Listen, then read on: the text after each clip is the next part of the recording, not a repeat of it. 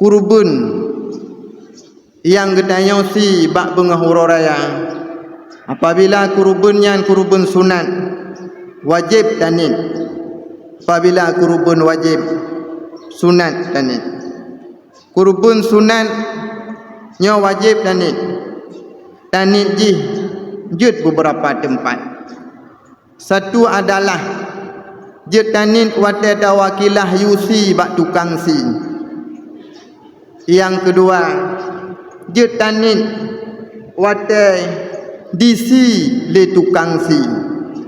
Yang kelih, jut tayunin bak tukang si. Kiban tanit nya kurubulun.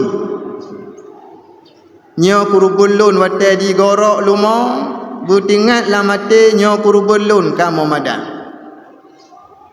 Dikutika legedanya kurban sunat wadai koh taku lale bak sago kodai.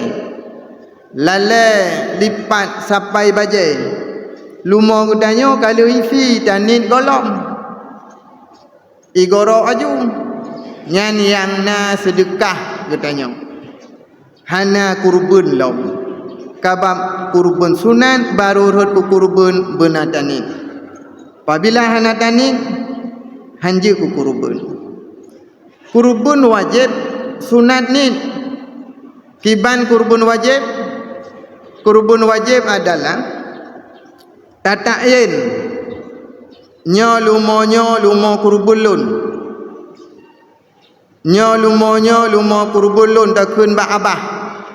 Kan takun lamate takun ba abah. Nya lumo kameng kurbulun yang kurban wajib je. Sehingga kurban wajib ada hana tanit rot ku kurban.